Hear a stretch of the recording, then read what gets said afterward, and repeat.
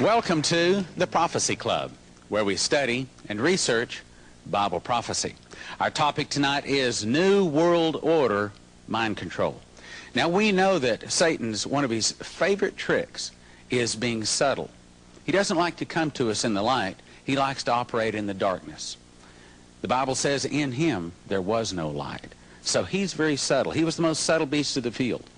And through his subtleties, he's done a lot of damage to a lot of Christians simply because they don't see and they don't understand his subtle and his subliminal ways. Well, the lid is going to be removed. The light is going to be shown on some of his subtle tactics tonight. Our speaker, now see, the problem is we see these subtleties, but it's hard to put your finger on it. You've got to study for years and years and years to be able to see his subtleties. And I don't know of another speaker in the world that can speak on this. It takes years, and he spent 25 years doing it. 35 years researching it. He has researched over 1 million different ads to be able to pull out the subtleties. And let me just say right now, the ads that you're going to be seeing tonight, in no way is he trying to attack the company or the people or the advertising agent that has designed it. What he's trying to show is that there is a thread of evil running through almost everything in this world, okay? He is a favorite on talk shows all across America. Will you help me welcome Neal?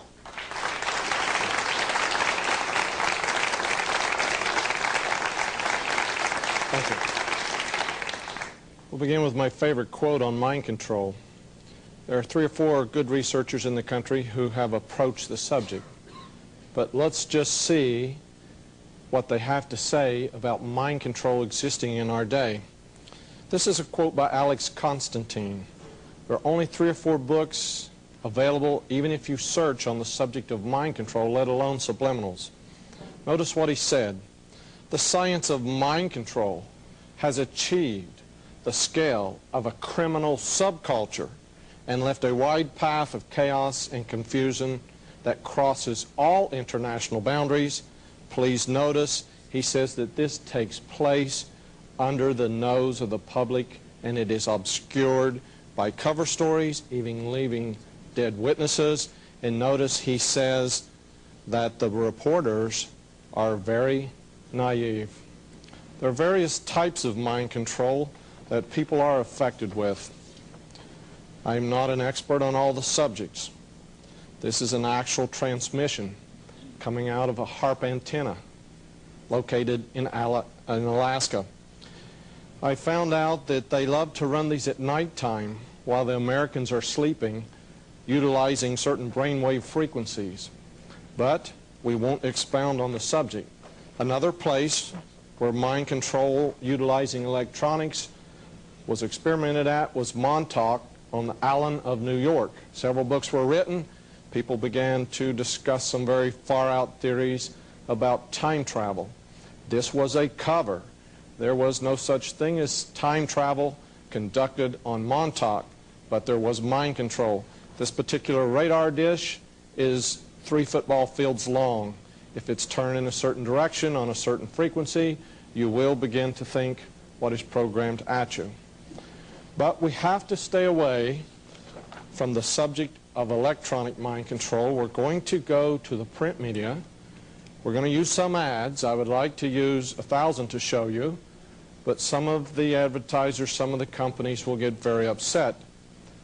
Not casting the blame on anyone, we will show you a few examples so that when you leave this presentation and our video watchers who purchase this video, they will be able to look at billboards and magazines in a brand new light. Before I get into the actual meat, the actual examples, I want to relate an incident that happened about 10 years ago. I worked for about 35 years trying to crack the code in advertising and in subliminals. It was very slow. When I began to open up the actual language, the actual symbols, the methods, the techniques that were being utilized, I had to tell someone. I had a best friend. He became a captain of a fire department. He stopped by my house one day, and I downloaded very quickly. When I'm communicating on a roll, I call that downloading, just like a computer. You let loose of tons of information in a matter of minutes. Pretty soon I noticed his eye began to twitch, and he got very nervous. And he wouldn't say whether he believed I was telling the truth or if I knew what I was talking about. So he drove down the road and he put it to the Lord this way. He said, Lord, Al says there's a lot of secret messages hidden on billboards, in magazine ads, in television commercials, in cartoons, in movies. He says, I don't know whether to believe or not. So he said, I'm going to give you a little test. I'm going to walk in the first library I pass, and I'm going to pull out a book, and there has to be something hidden on page 666. If you'll show me something extra on page 666 with the first book I pull out of the library, then I'll take that as a confirmation that you're revealing things to Al about subliminals and mind control. This particular friend did not know the difference between the reference department and fiction. He was not a reader. So he went into the library, he pulled out a volume, he quickly turned to the back, and guess what? It did not even go to 666. So he was convinced for a moment that I did not know what I was talking about. As he placed the book back on the shelf, he noticed the book was volume 1 and volume 2. So he said, well, if I pull volume 2 out, I'm still in the same book, and this is the book he removed from the shelf. Volume 2, it was a trade names dictionary. He didn't have the slightest idea what he had pulled out. This is volume 2, and he began to search in the book, and he turned to page 666. You'll notice at the bottom of the page, there's your proof. It was page 666. But he asked for a special sign, something on this page to show that it was not coincidence. If you will notice, there's a certain drug company listing a certain cold remedy, and it's been out for 80 years. It's this cold remedy 666 for your head colds. And a couple other companies that had 666 in their products.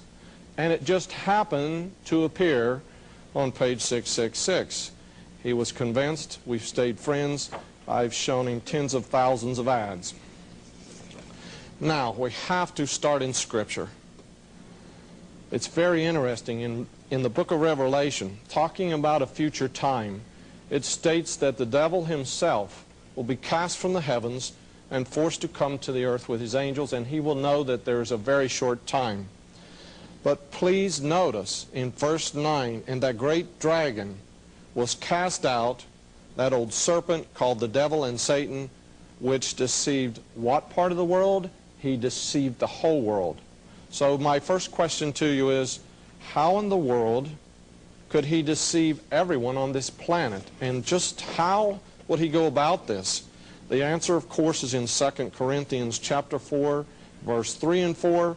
And please notice it says that if our gospel is hid, it is hid to them that are lost, in whom the God of this world, he runs this world at the present time, has done what? He hath blinded the minds of them that believe not. So he must know something about the mind. He doesn't have to have electrodes wired into people's heads. He does not have to come by your house to see what you're reading. He works with the mind. Before we get in deep with examples, let's look at some interesting verses. In the Old Testament, we find a very interesting term.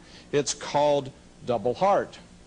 I wonder what that could mean, double heart. Every truth has multiple witnesses. So let's look into the New Testament. Here we find in 1 Timothy chapter 3:8 a term double-tongued.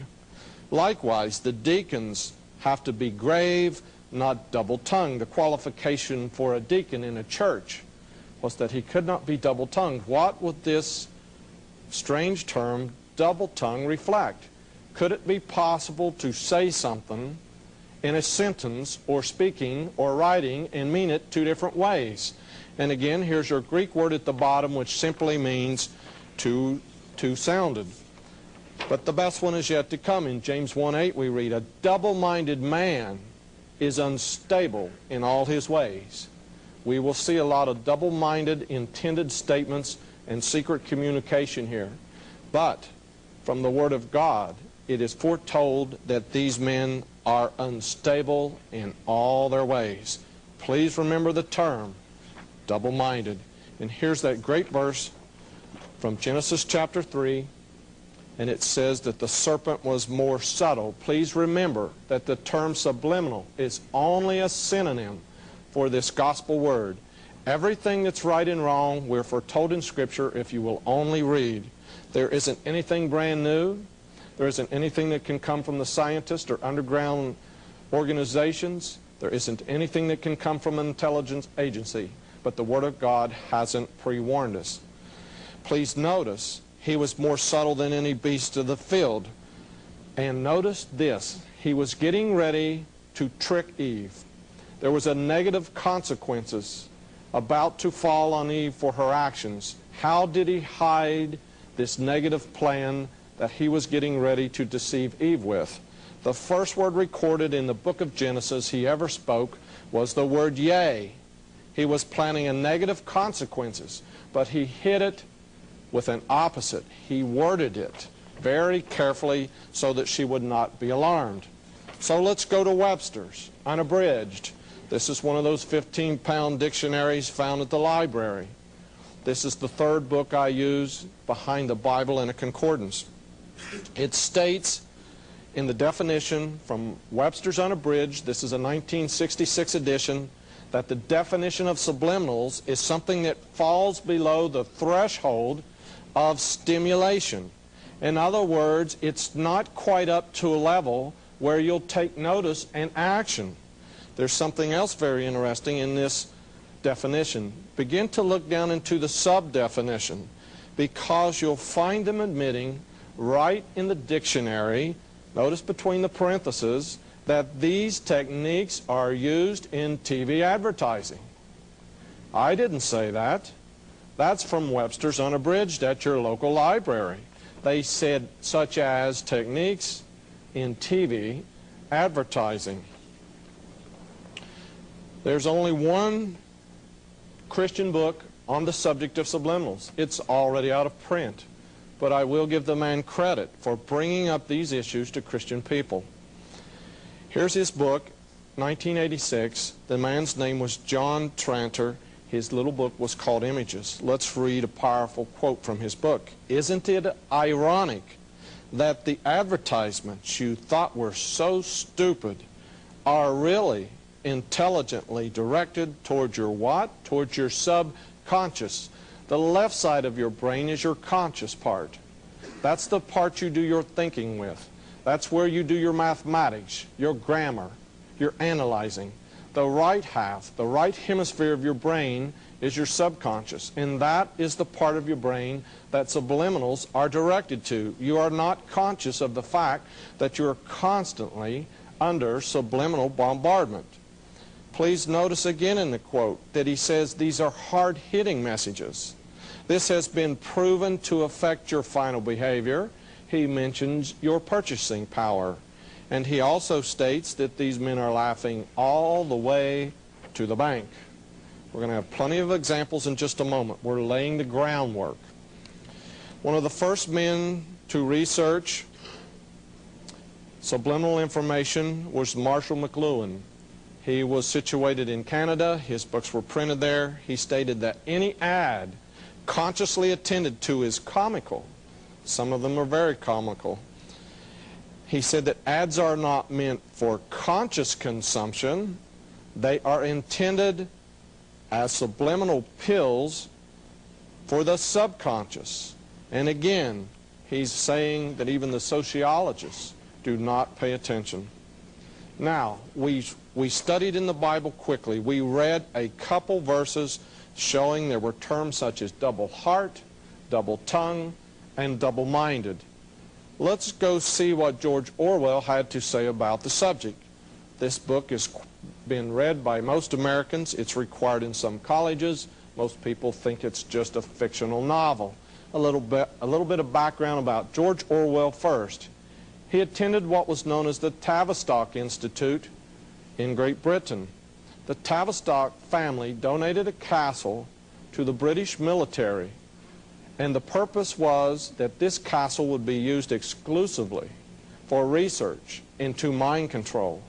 George Orwell attended this Tavistock Institute, so we have to pay very close attention to what he said inside of his book. 1984. He said reality control, they called it in Newspeak. Almost reminds me of a certain news magazine. Doublethink. What could we mean by doublethink? To know and not to know, to be conscious of complete truthfulness while telling carefully constructed lies. Sounds like some politicians I know. To hold simultaneously, notice it's at the same time, to hold simultaneously two opinions which canceled out, knowing them to be contradictory, and believing in both of them, to use logic against logic, to repudiate morality while laying claim to it. And on he goes, saying that a man who's gifted in doublespeak and doublethink could say something for democracy, but actually it was carefully worded to hide his intentions because he was against democracy.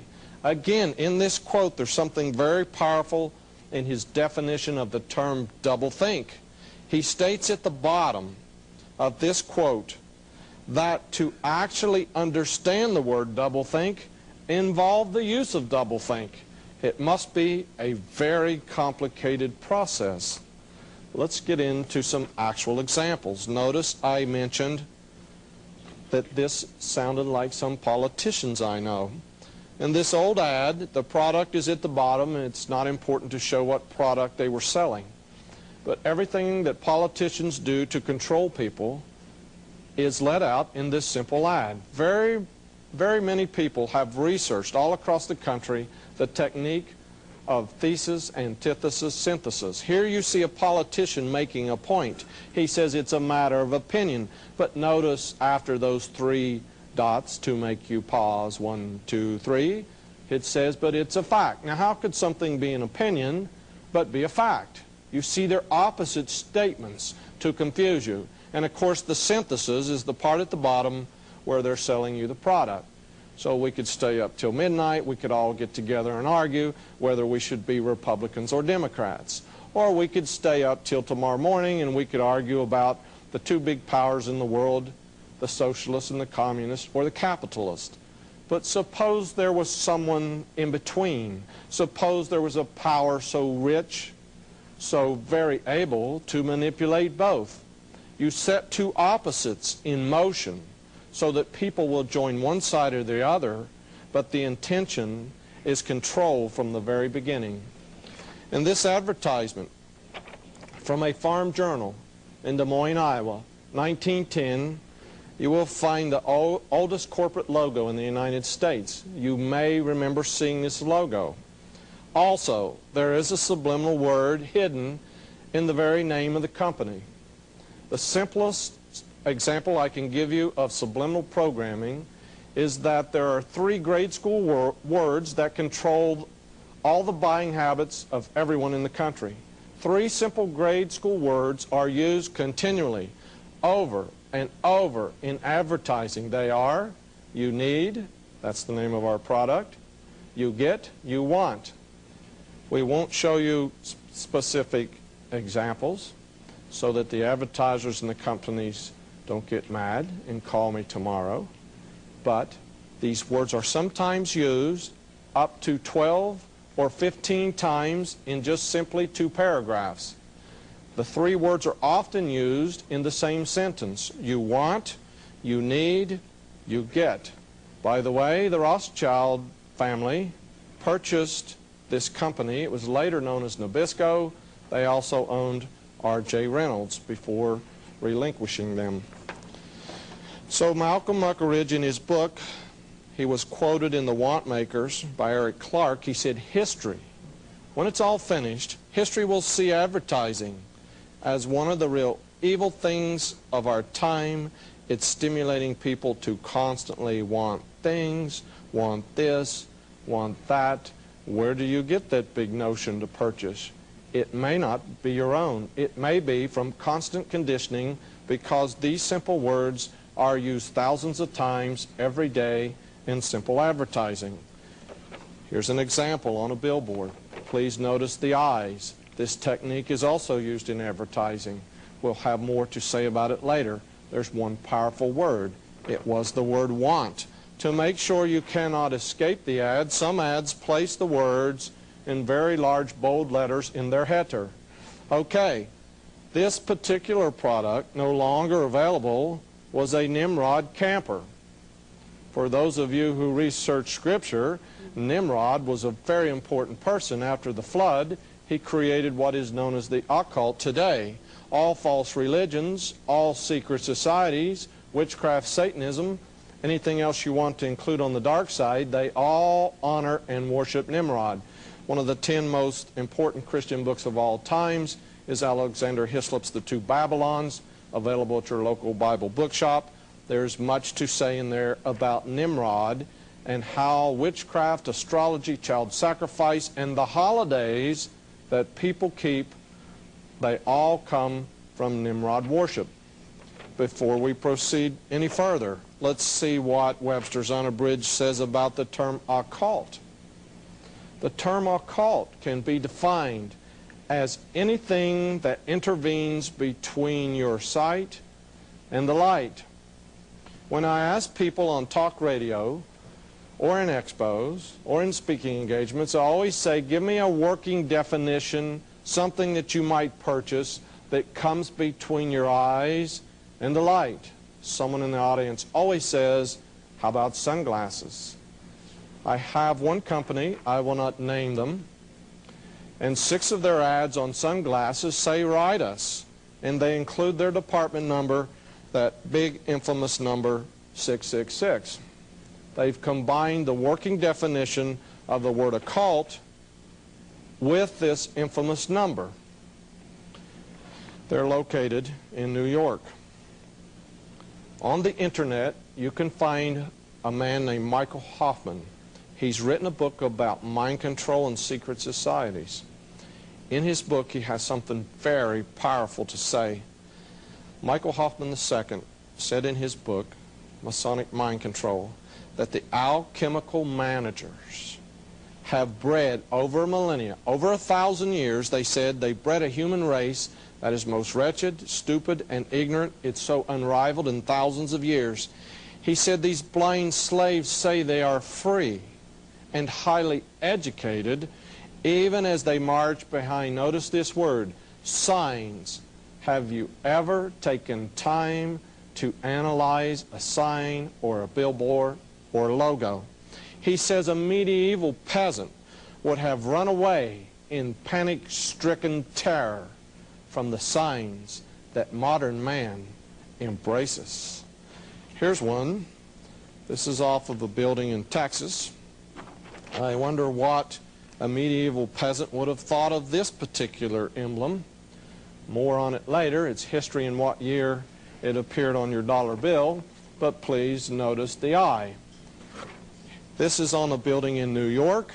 It's constantly used in advertising. I have at least 1,000 select ads with this technique.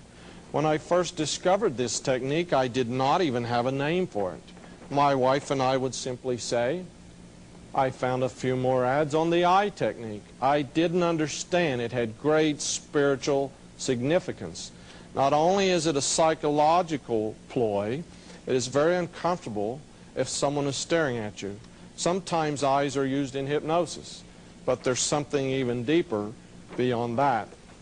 If you'll notice, in U.S. News and World Report, they were constantly in the 80s running this survey once a year on who runs America.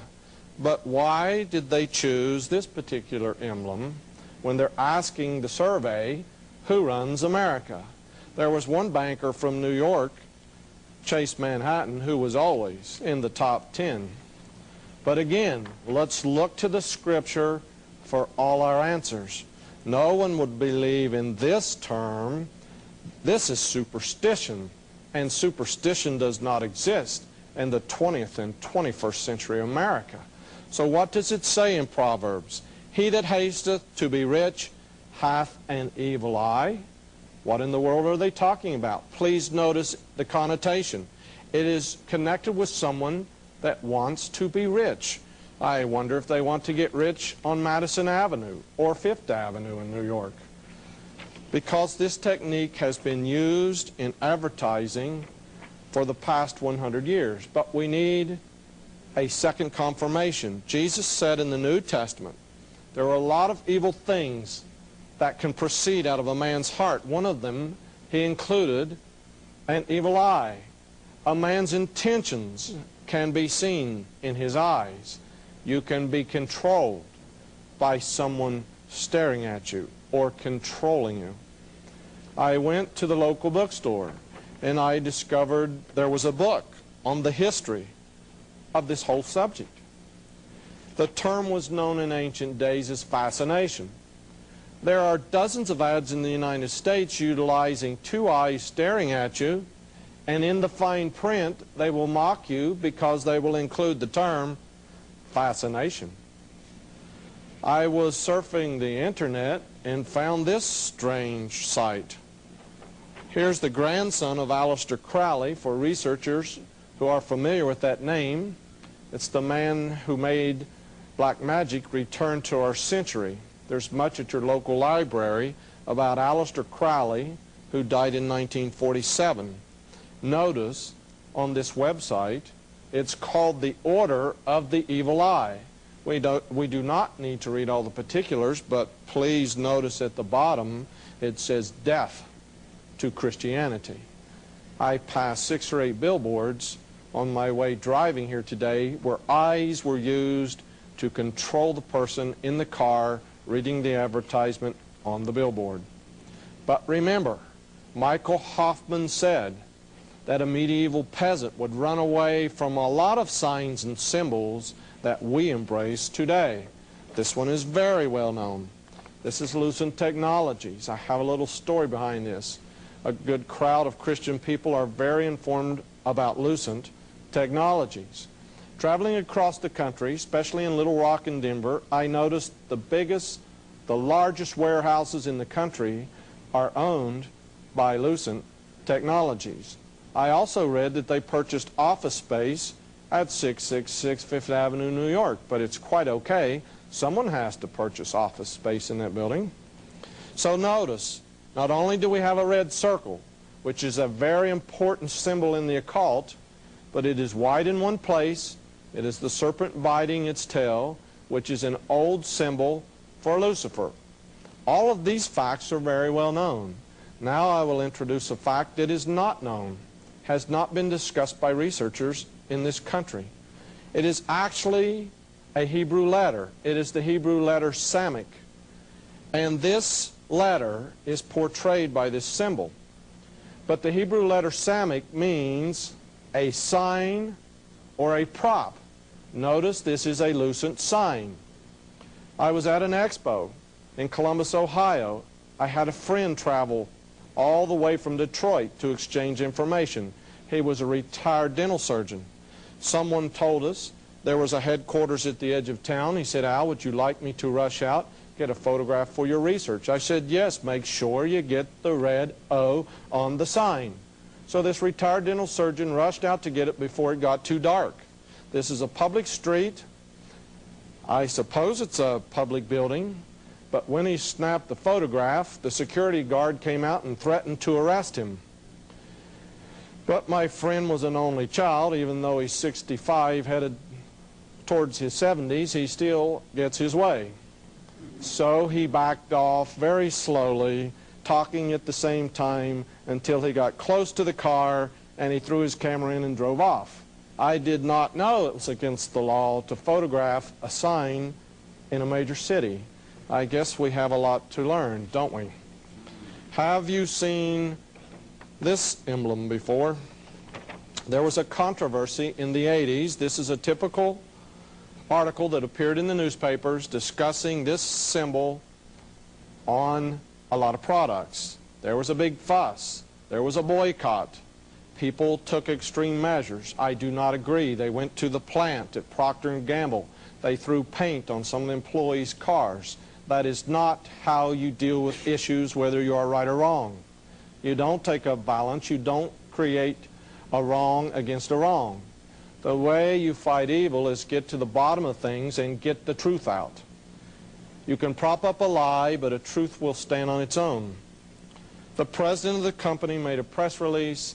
He said none of the money in this company goes to the devil. That's probably correct. I am not going to critique Procter & Gamble at all. I am not going to say anything about that company because it was probably the truth. But it is interesting that on the Phil Donahue show, this president of Procter & Gamble finally admitted that he was a member of the Church of Satan. So maybe the company is clean as a whistle, but maybe sometimes powerful people slip into high places. I want you to understand that they are very, very highly educated. Notice this interesting term. I have never dabbled in witchcraft. I have never been intrigued. I've never practiced in any way. But a good general will study his enemy to understand how they think so that he knows how to commit the battle when they meet on the battleground. So I went to the local library and decided to read up on the witchcraft and to see what they believed. I was very unfamiliar with this fact. Every time I've brought it up, speaking in cities across the United States, no one has heard of this term. Let's read it. It's very important. The old "un" is a dialect term used to indicate the devil. Yet the old religion, that's a way of saying witchcraft, yet the old religion, with its root in nature, its nature worship, still lived on in the hearts and minds of the people. This way of referring to the devil as the old "un" is an instance of this. And here's the documentation. It's from a book printed in 1973. I acquired it at the branch division of my local library. It was missing soon after that. I've learned that occultists would rather steal their literature than purchase it. So, I got to thinking about this old term, the "un." And I said it's very well known in their language, in their communication, that they referred to the devil as "un." There is a deviled ham product. I won't mention it by name, but you could guess what the first two letters are. There's another very well-known product that men use. They purchase these products to fix up their house. There is a devil on the cover of all their paint cans, all their products, and of course they're located at Union, New Jersey. And that begins with two letters, UN. I decided to be bold. I wrote the Church of Satan. I told them I needed an application. They probably thought I would be a member right away. Please notice a few things from the header of the return letter. I have the application. If you're thinking about joining, see me later. I'll get you a copy. Please notice, here's that infamous inverted pentagram. The red circle is very important to the occult. It symbolizes the sun. It symbolizes sun worship. You may not think that's important. I have a dozen to 24 ads where the sun is in the advertisement and the number 666 is also in the advertisement. You may notice there are hundreds of companies in the United States that dot their I, if they have the letter I in their name, with a small red dot. One oil company has one letter that is red and it stands out from the rest of the letters. Enough on the inverted pentagram, enough on the circle. Please notice there are Hebrew letters around the points of this inverted pentagram. I guess Satanists are intellectuals. It appears that they may know something about foreign languages. Please notice the post office box. Is it a coincidence? My question is, why would the postmaster allow some society, but you know we have freedom of religion in America, why would he allow someone like the Church of Satan to acquire a box number 666? Please file in your memory what state it is in, because we're going to do some wordplay on this state in just a moment. But for this little part, please notice the inverted pentagram. Let's go to Washington, D.C. This is the headquarters for Eastern Star. There are two inverted pentagrams in the iron grill work around the building. Even the ironwork has inverted pentagrams. I wonder about those fine ladies. Have they ever questioned anyone about the symbol for their organization? I think they need to band together and find a new one. Let's do a quick study from the Funk and Wagnall Standard Dictionary of Folklore about a character named Pan. Not everyone is familiar with this character Pan. It is actually a term used for the devil in Greece. You might remember the cartoons or drawings about Pan. But there are some things we need to note. In this little definition about Pan, we learn 2 or 3 important facts. Number 1, he was over reproduction of the flocks, usually the goat and the sheep. A lot of these occult groups are protecting what is known as fertility worship. We won't expound on that. You adults know exactly what I'm talking about when I say fertility worship. He had horns. He could only be found in the darkest forest if you went to search for Pan in the noonday sun. He was always in the darkest place. His mere presence created such fear, it is the origin of the word, panic. That's the origin of the word, because of the great fear he created.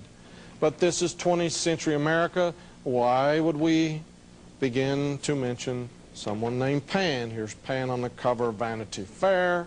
Again, here's Pan on the cover of the New Yorker. Not saying anything against these magazines. I read a lot of New Yorkers. It wasn't meant in any evil fashion. It's just showing that Pan is very well known, even if you make a cartoon or some little remark about Pan. But what is Pan doing in the middle of Indianapolis, in the middle of the concrete jungle downtown? Remember I said Pan dwelt in the darkest part of the forest? Right in the middle of the concrete jungle in Indianapolis, there's a statue of Pan in the trees. He's always found in the deep, dark forest. Also in Indianapolis, someone was playing word games, I believe, because there's Pan's consort, Diana. You can find the word Diana in Indiana or Indianapolis. Word games are prevalent in secret societies. Remember, we're looking for this creature named Pan. This is the Washington Cathedral. This is where your politicians go to worship on Sunday morning in Washington, D.C.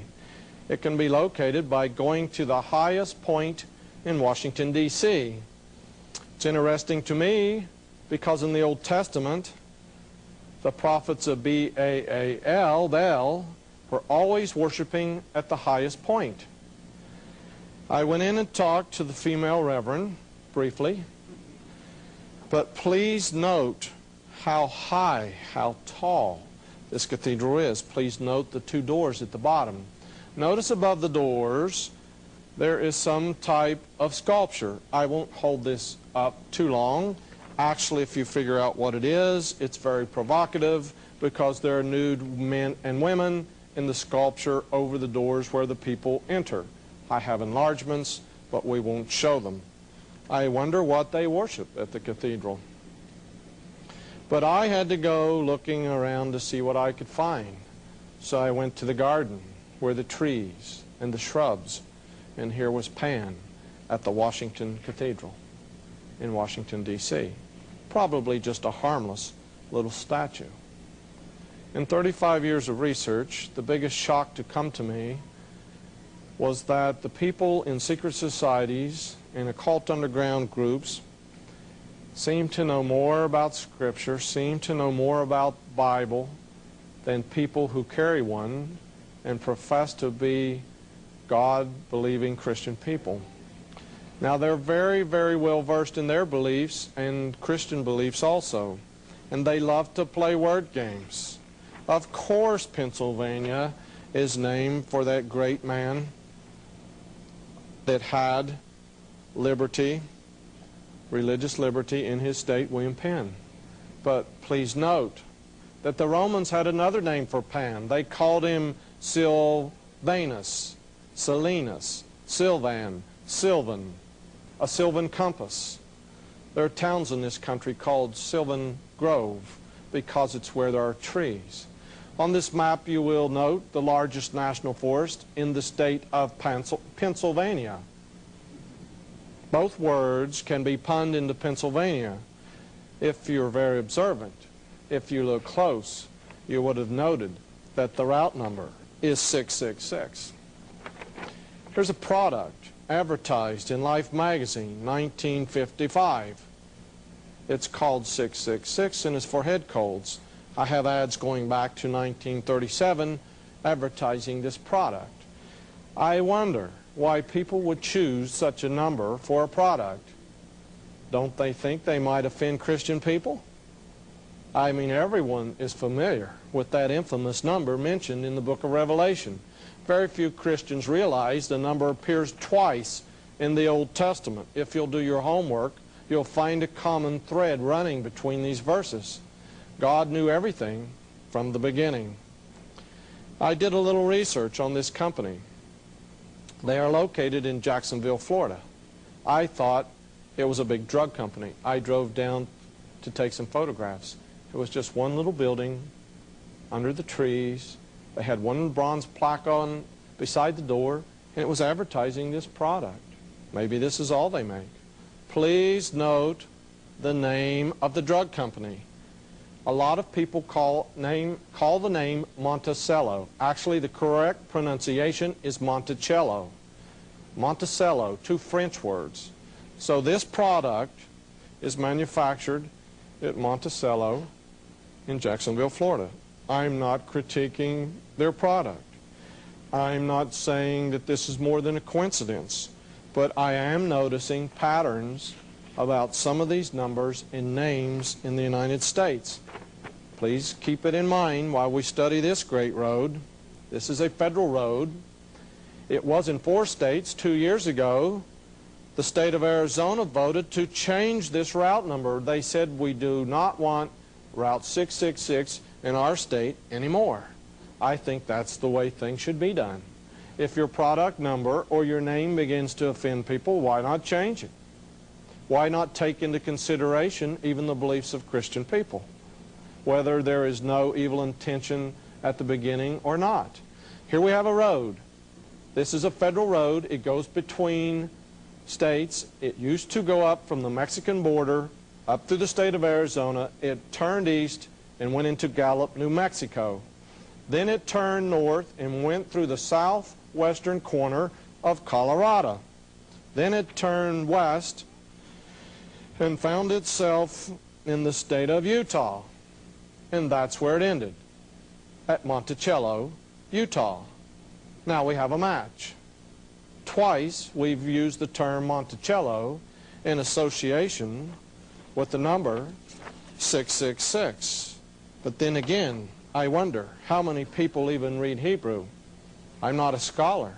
I do a little Hebrew studies to see what I can find in the Old Testament. The Hebrew word ta means a mark. This road ends in Utah, and it is actually the serpent hanging on the cross, because this road weaves itself around 4 corners, USA.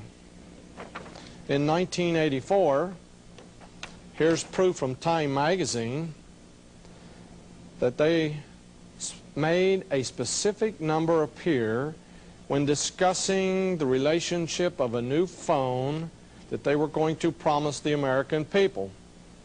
They said, we can put a phone in every automobile. They had a name for this new system. This is where it's being introduced, 1984 Time magazine. Bells are ringing on the road. I think that's great. Every American can call home from the automobile. On a cellular, did you catch that word? C-E-L-L, remember Monticello? Monticello? Every American may call home on the way from the office on their new cellular phone. In this article, we are told that the FCC allotted 666 channels for cellular telephone. I think that's a great number. This is Time magazine, 1972. If you are not aware of the fact, there is an occult revival in the United States. Do not get angry. I think it's the only revival going on in the United States. Please note, there's that five-pointed inverted pentagram again. There are a lot of symbols, and these symbols go beyond just advertising. Of course, Time magazine did not mean this in an evil way. I'm not critiquing Time. I get Time and Newsweek every week. I have for a decade. But I'm saying they even know it's portrayed, showing you that these occult groups use this inverted pentagram. But you can leave logos. You can leave words between sentences. And you can go all across the country. And these people are using messages. They're sending them in a variety of ways. This is Athena. This is a statue. This is located in Nashville, Tennessee. If you would like to see how tall this statue is, please note one of my friends traveling with us at the bottom. This is in the Parthenon. This building is within a quarter inch of the actual size of the real Parthenon that was built in Greece. Now, in this Parthenon, there are a number of things to denote. When you go, they give you the official lecture, and these are the largest bronze doors in the United States. This statue is so high, don't forget that little statue she's holding is a god called Nike, N-I-K-E. The word means to rule over, to conquer, or victory. We'll come up again with that word later in this presentation. Please make that note. Please file that in your memory. That's the god Nike. I think I've heard that term before. If you're very observant, you would have noticed something beside Athena's shield. The city of Athens was named after this goddess that protected the city, Athena. Did you notice anything by the shield? We find a huge serpent. My favorite thing to do in researching is to do word studies. They call it etymology. I love to study the origin of words. I found in my concordance, most Christians have a Strong's or Young's concordance. Sometimes it's located in their online Bible on their computer. You can look up Greek words and Hebrew words that appear in your Bible. I found a word very close to Nash. Remember, we're in Nashville, Tennessee. One word said a charmer. When I did research on this particular word for charmer, it said to control someone by repetition in music, for all you Nashville country fans. But it could just be a coincidence. Maybe it was not by design. So I studied a little further, and I found that this word Nash was also related to a word that meant the bite of a serpent. I wonder if they know that in Nashville. Then again, it could all just be a coincidence. And of course, these things are built simply for the tourist, you know. Here's the Parthenon. They were renovating it when I was there. The next time you go through Nashville, turn off the interstate. It's only 2 blocks away. It's quite interesting, some of the things that are built in the United States. Please do not tell my friend Al Cuppet that one of his relatives are on the statue at this university. There was a movie on cable. Sometimes you can get a copy of it. It was called The Brotherhood of the Bell, B-E-L-L. In this particular movie, our hero finds a conspiracy because all the men in politics, all the men in big business have attended the same college. It's just a fictional movie. Movies are created for you to take a break from reality, so don't think too analytical when you're watching a movie. In The Brotherhood of the Bell, the college was St. George's College. But of course, it's just pure fiction. But again, I know where there's a university outside of Washington, D.C. that does a lot of controlling connected with politics.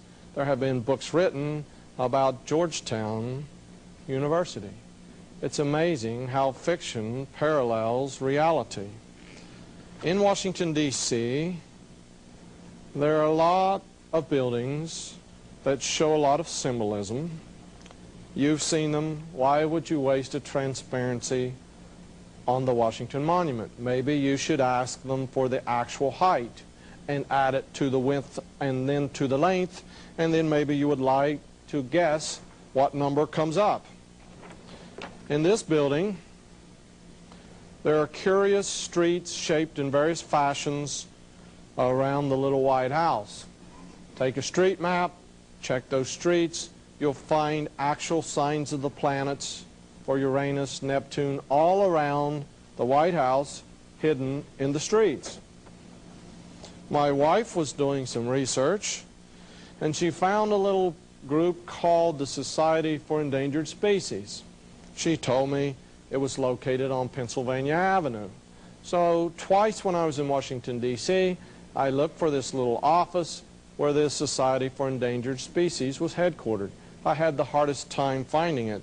This is on Pennsylvania, but note at the end of the street is the Capitol. It's not in the Federal Triangle looking up towards the Capitol. It is beyond the Federal Triangle. In other words, the Capitol blocks this part of Pennsylvania, and Pennsylvania picks up on the other side. So I finally found this building on Pennsylvania Avenue. I didn't go up to the offices. I just wanted a photograph. And of course, I wanted a photograph of the street address. Please note the word Pennsylvania, and here's that big infamous number popping up again. Here's their back door. You couldn't see the Pennsylvania with the other photograph because of the trees. But then I asked, how many facts running concurrently with the same words and the same numbers, how many do we need to make it a conspiracy? Do we need 100 examples? Do we need 500? Now you know why I have 1 million ads at my home. There's a favorite number that appears all over Washington, D.C. Here's a bank. Maybe it's a coincidence. I'm not critiquing this bank. I just wonder why people would purchase a building that even had this number in the address. I think I'd take the one next door. Now, in Washington, D.C., there's a lot of pressure. What do people do for pressure? Well, they love to go out to a movie. So here's the theater where most people go in Washington, D.C. when they're wanting to unwind, they're wanting that release, they want to get away from reality for just a little bit and unwind. The name of it is the Janus Building. I've been reading Alexander Hislop's monumental book, The Two Babylons, for 30-some years. If you'll look in the index, you'll see that the term Janus was always associated with the number 666. But of course, this could be just one huge cosmic coincidence. You'll have to forgive me. I think I have a transparency out of place. I've been traveling a lot this week. I don't even know how that one got in there. Okay. Here's an old ad, 40 years old, from Life magazine. It's the American Railroads. And please note, someone is communicating with someone else. Someone knows how to communicate in a quick symbol, just a couple of words. I think we have a speaker coming up on the Prophecy Club tour that will be on this subject because he is an authority. But quickly, I would like to show you some things I've noticed. This is Indianapolis. This is the Masonic Lodge. I came across it at nighttime. Someone sent me down there. It looked like something out of 1001 Arabian Nights. People fly in from all over the world to view the architecture. If you go to Alexandria, Virginia, you will note this building. This is called the Masonic Memorial to George Washington. It's a very interesting building. I've been inside. You can go to the top. It's built in an incredible manner. It's a great building. Please, the next time you're in Alexandria, please go inside this building, the Masonic Memorial to George Washington. Of course, it just happens to be 333 feet tall. Now, in Washington, D.C., there's only one statue of a Confederate war general. This is that Confederate war general. His name is Albert Pike. A little research will show that Albert Pike was the founder of the Scottish Rite, the southern jurisdiction of Freemasonry. He was also one of the 3 men who founded the Ku Klux Klan after the Civil War because he was a Confederate war general. I could expound on this subject. I'll leave it to other speakers. Yes, there is evidence he was a Satanist. I had to take that photograph over the top of the police cars because this building to the right is the Justice Department. I wonder where they plan to place things. Does anyone do any research anymore? This is the building where all the high masons, your politicians from either party, meet on Albert Pike's birthday. This is the House of the Temple in Washington, D.C. All politicians appear there on Albert Pike's birthday, and they shake hands and pat each other on the shoulder, and you still think they're both arguing with each other, correct? It's called thesis, antithesis, synthesis. It's all created for control. Please notice the street address.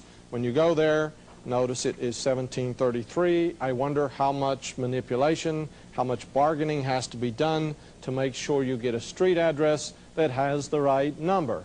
Yes, that is a Sphinx. Let's study this building a little more.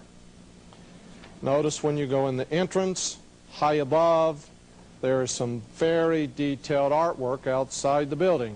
You may not be able to tell, you may not be able to examine it at first glance, so we'll take a little close-up to the left and right. Notice that was a serpent. Again, if you were a good student, you had been reading Alexander Hislop's book, The Two Babylons. Please note, I will repeat it, it's in the top 10 Christian books of all time. He has a woodcut drawing about the twin serpents. Remember, I told you, make a note about the red circle, the red O. It deals with sun worship. You will see the rays of the sun coming out. There's much more symbolism. They have the double-headed eagle. But let's move on. Here are some transparencies of a place you've already heard about. There's that great Masonic symbol, the compass and the square. This is Denver International Airport. The next time you're going through, please take some time to look around. Now, a lot of people have seen these mysterious murals on the wall. If you'll be patient, I'll show you something beyond the murals. There must be a lot of significance. There must be a lot of symbolism. Why does this gal have a cross? I've stood there for hours with people who are trying to figure out the symbolism in these strange murals at the Denver International Airport. I think it would take someone well-versed in clinical psychology to even make inroads trying to figure out what in the world do these murals represent. These are very well known. You can even bring them up on the internet if you want to study some of these pictures yourself. But I decided to look around a little further. And when I looked around downstairs where they load the luggage, I found two curious creatures high up on a post. Here's one. He's in a suitcase. There's a plaque for him. He also has a companion on the other side of the building. They are both located in the International Airport. The next time you're there, please go downstairs. Please take a look around, because there's much, much symbolism. I talked to a lady who grew up there. She used to ride horses there. It was her home place. She gave me first-hand information about a lot of underground dwellings, a lot of land that had been manipulated. Please check out the International Airport. Not only is there symbolism at the International Airport in Denver, there's symbolism all over the USA if you just knew what to look for and knew how to analyze on your own. There are a lot of people have seen or heard about the Council of Foreign Relations located in New York, usually abbreviated as CFR. A lot of research has been done, a lot of names have been named, people in government, people on the news, and so this seems to be a hotbed for some type of inner workings in New York. So I wouldn't just merely go up to take a photograph. I always have to go looking around. Please don't tell them what type of car I drive. That's me sitting in the Bronco. My photographer's across the street. I don't want them to know when I show up. So please note very carefully, the building to your right is the CFR. It's the side of the Council of Foreign Relations in New York. At the bottom, there seems to be two doors that look almost identical. One door seems to be a delivery door to the CFR. The other door, the same size, is going to a building on the opposite street facing the opposite way. It had an address number 660. That didn't mean anything special to me, so I walked on down the street. I was talking to my photographer, and I looked over his head, and I noticed this curious little incident where two numbers were lined up one over the other. So one of those doors was 660, but the other door was 666. So I found it very interesting that the building that is directly behind the Council of Foreign Relations is 666 Park Avenue. I don't know why the Foreign Relations building did not get that number. So there are all types of games that are played with numbers, names, and symbolism. I went to Kent Island, Sunny Isle, Kent, away from Washington, D.C., and I looked around. There wasn't much there, but I was familiar with some wordplay. The wordplay was this funny word Kent, and the zip code there on Sunny Island, Kent, had 3 6s. I took note of that because here's the Kent building in New York. Please note the address. This is on 3rd Avenue. It's 666 3rd Avenue, New York. Now, several years ago, I was reading the World Almanac. It was given to me as a gift. I try to read everything I get my hands on, and I made a special mental note because the American Association of Advertisers were located at 666 3rd Avenue, New York. You may remember Samantha on Bewitched, her husband was in advertising.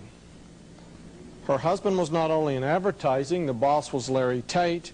My favorite Bewitched issue is where Samantha hypnotizes her husband.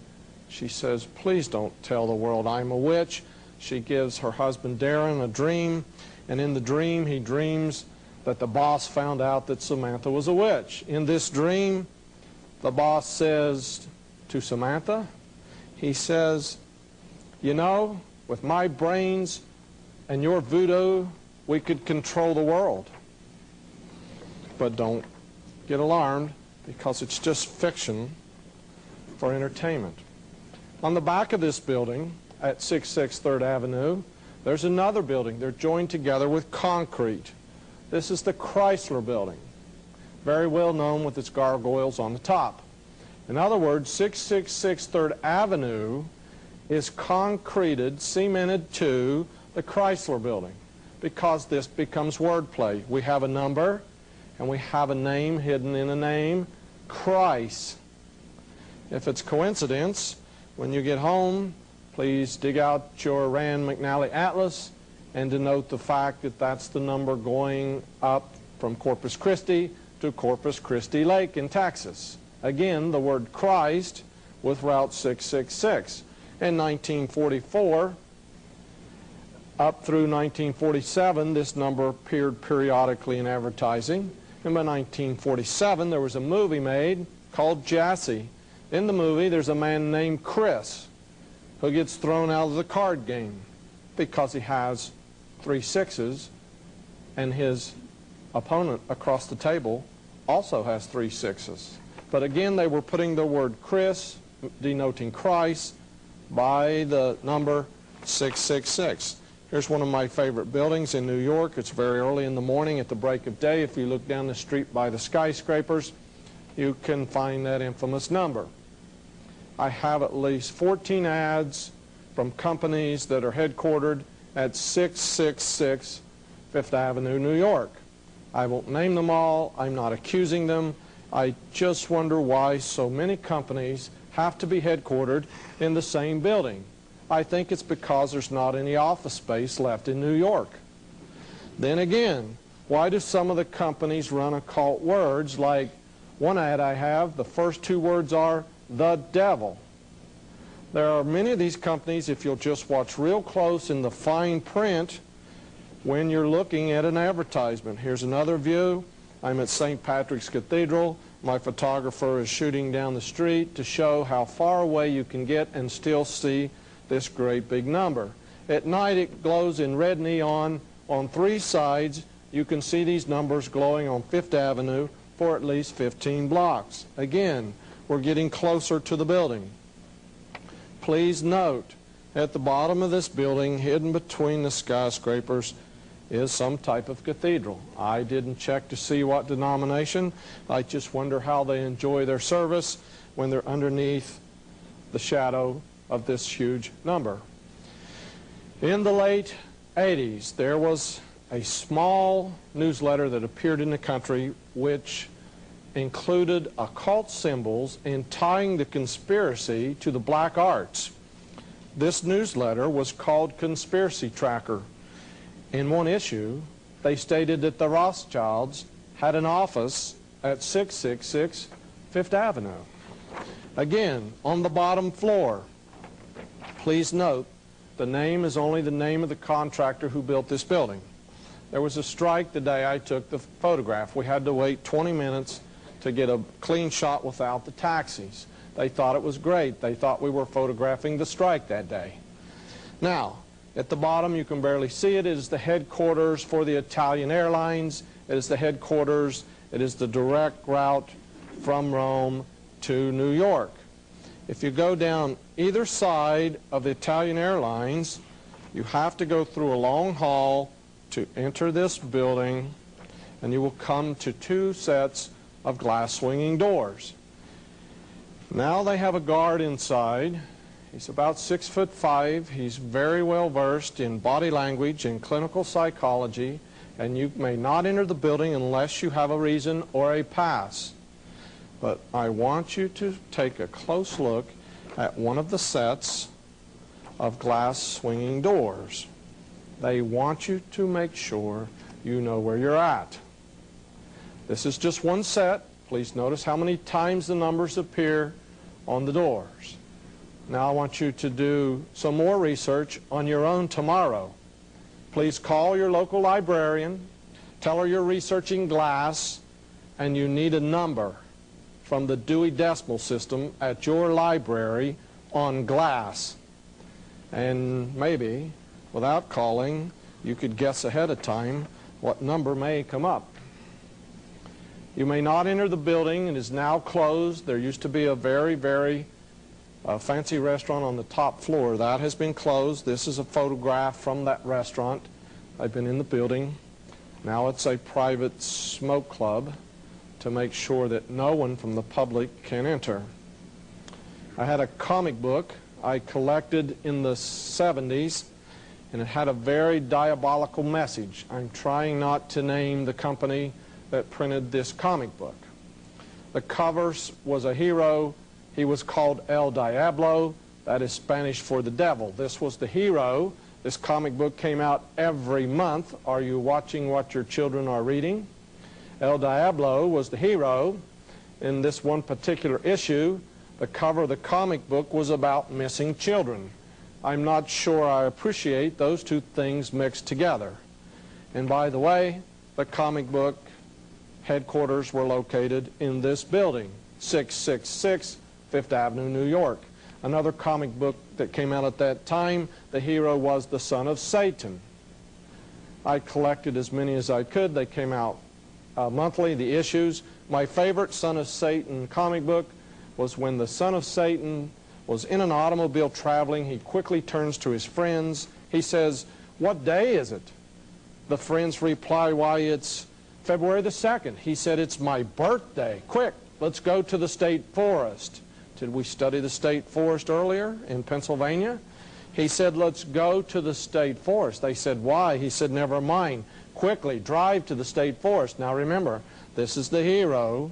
Confusing, isn't it, that the son of Satan would be the hero? When they arrive at the state forest, there are people wearing hoods. There's a human sacrifice going on, a black mass, and of course the son of Satan stops the black mass. Now I would like to ask you, do you know what goes on February the 2nd?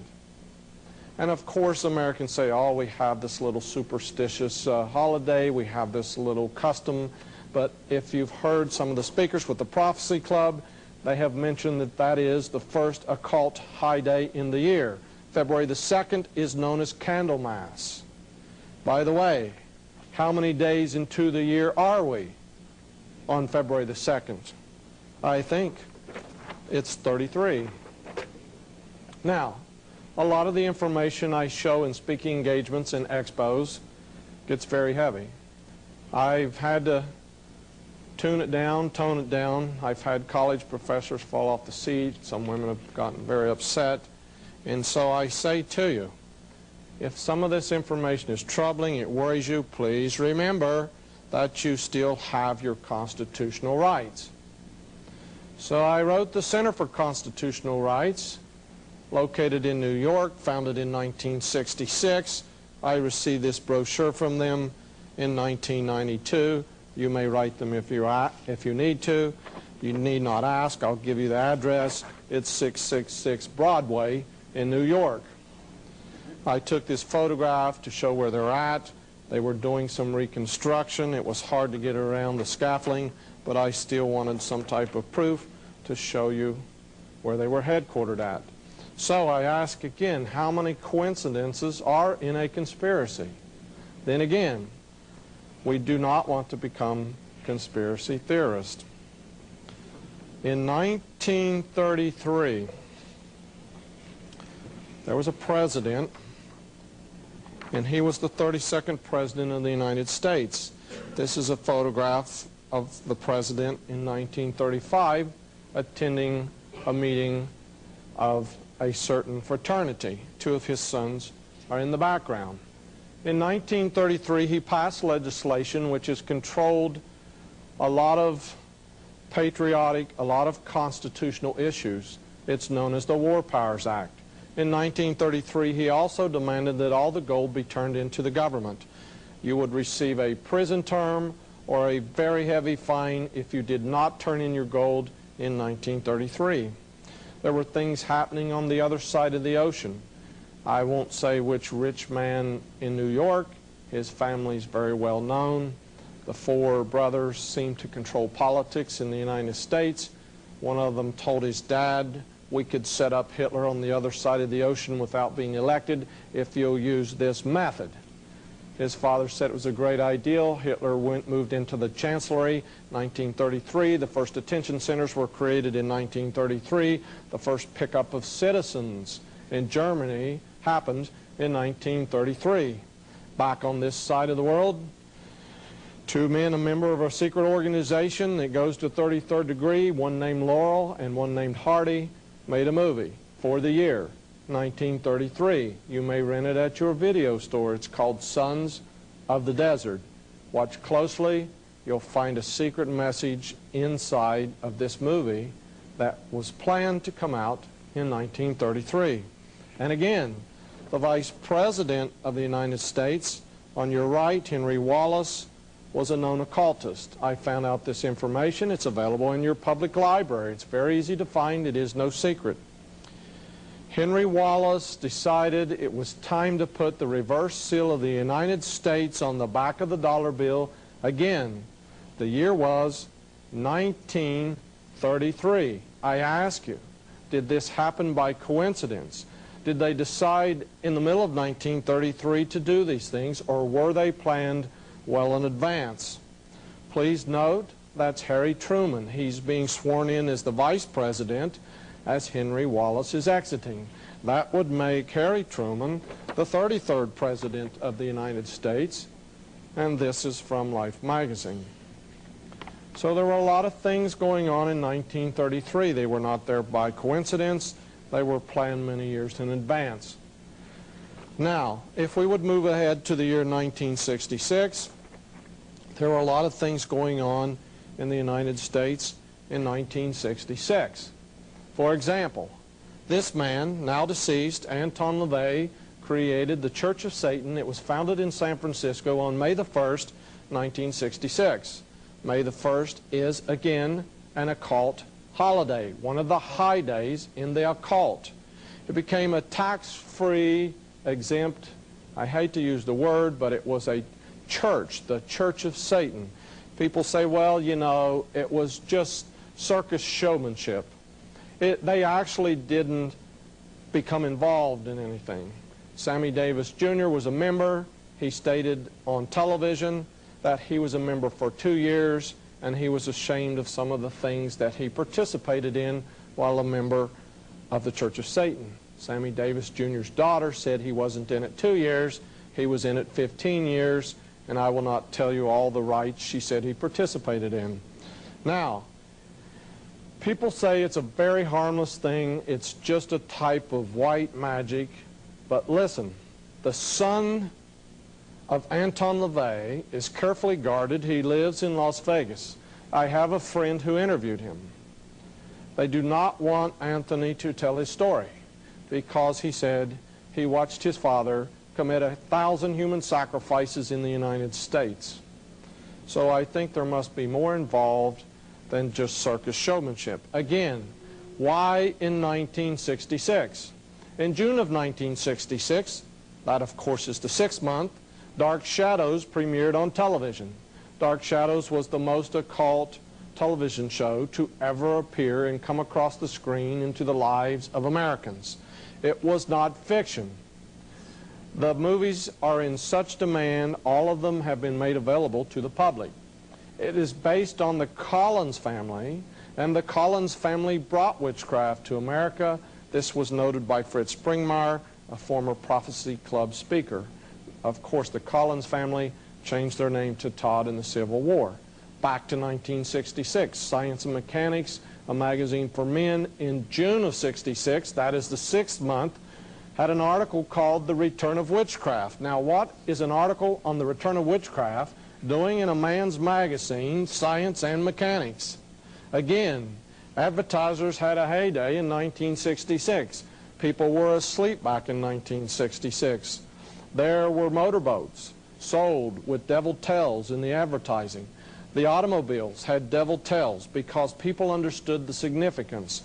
Anton LaVey said, this is the year of Satan.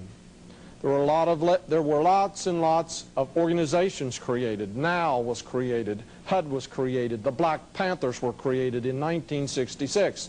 There was anti, did you catch that little 4-letter syllable?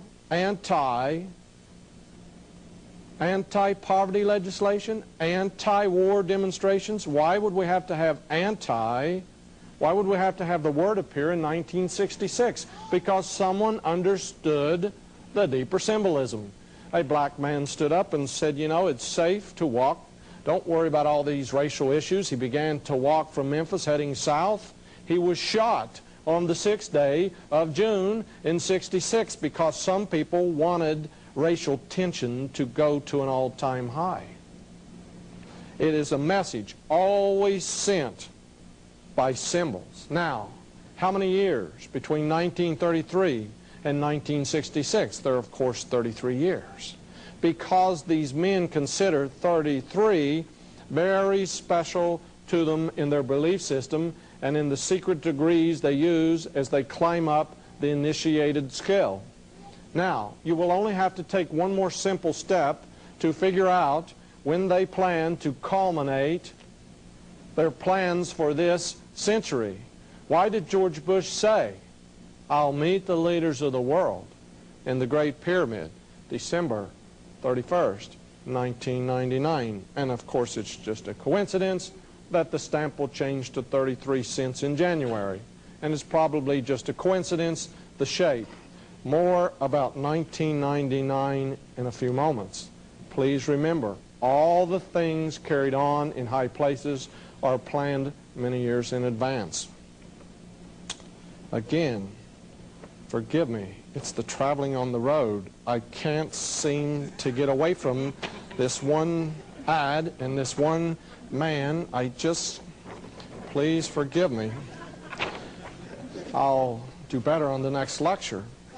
Okay, people say martial law could never come to this country, but headlines in the United States on July the 7th, 1987, from the Atlantic to the Pacific, carried stories and news releases in the AP press about statements made by Oliver North. Some of the headlines read, "Secret Government Alleged." I have original copies of all these newspapers. Please note in this little Florida newspaper, it said that Oliver North had devised a plan for martial law in the U.S. What in the world would we need martial law for in this bastion of freedom? How many years have gone by? How many people are awake? How many people even think that martial law could come to this great country?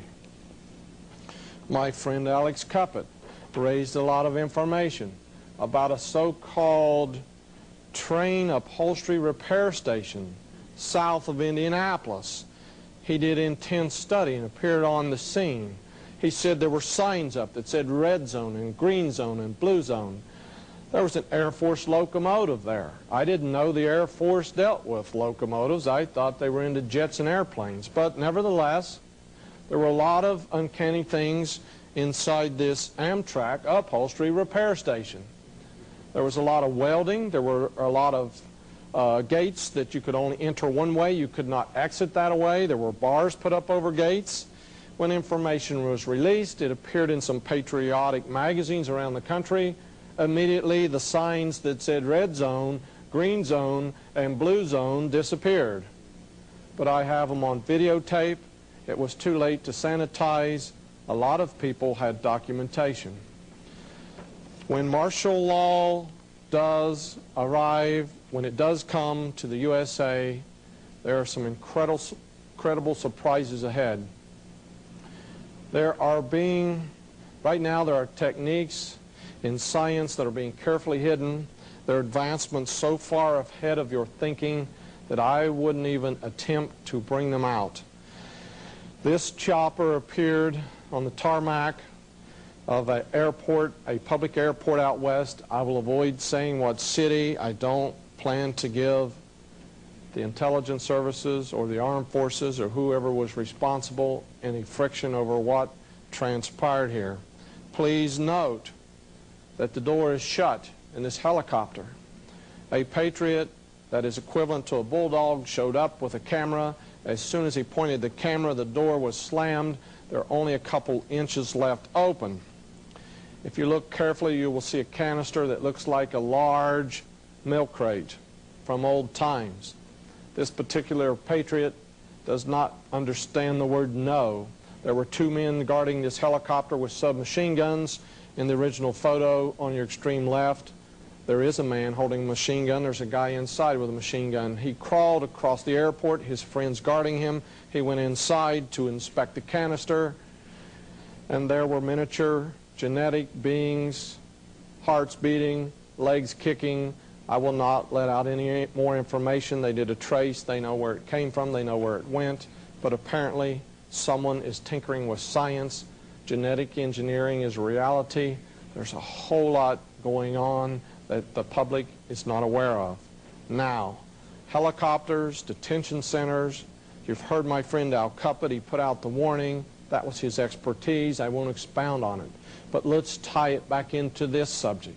People say, never in America, no, not here. In this Time Life graph from a book on prisoners of war, available at your local library, I found an interesting little notation.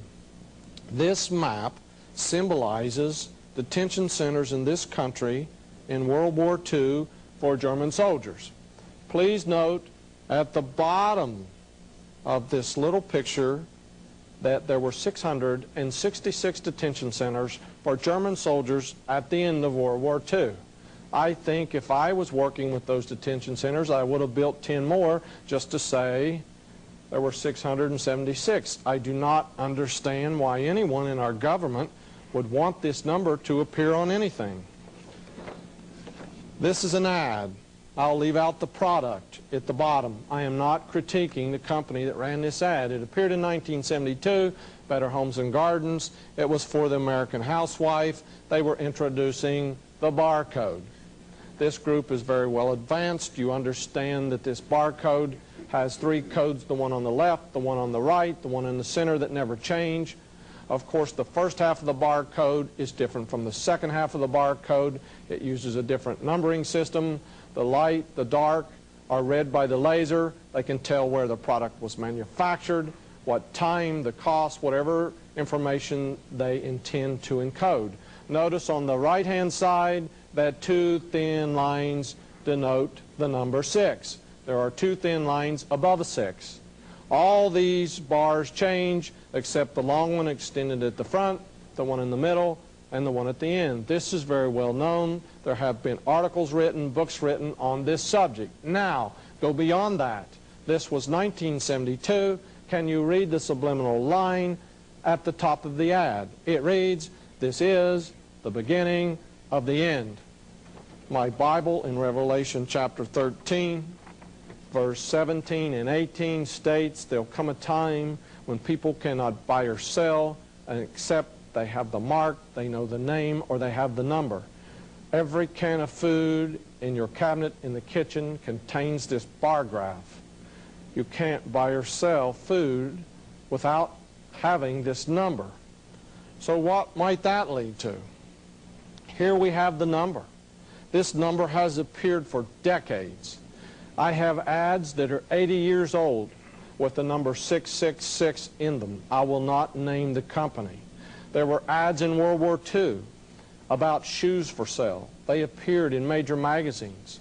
They would place one shoe beside another one, and they would ask you in the ad, "Can you tell these shoes apart? This one is very expensive." But guess what the price was of the other one, which was only an imitation. I'm looking for an imitator. The Bible warns us that at the end of time, an imitator will appear, saying is Christ associated with that number. But what about this part about being beheaded? This machine was invented in the 1600s. The Greeks had a very crude form of this machine, but it was used for decapitation in the 1600s. Now I would like to show you a famous Mason I found on the website. You may recognize his name. And of course, here's a drawing he presented to the French government about this wonderful machine that would give death without suffering. Now, when will these things come to pass? If you understood subliminal language, if you understood that everything that's going on is right in front of you, you would not have to guess, you do not have to research, you do not have to ask. They are constantly putting it in front of you in books, in movies, constantly telling you what will happen next.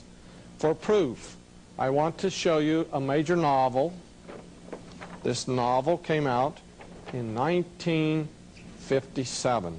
That was 40 years ago. This book is available at your local library. It is required reading in some colleges and in some universities. When I go to expos and I speak about the real meaning behind this book, some people get extremely mad. I've noticed some people leave imprints in hardened concrete when they leave the room if you critique this book or this author. There are several websites. She has a cult following. That's what the Saturday Evening Post said when they ran an article about this woman. It utilized the term cult, C-U-L-T.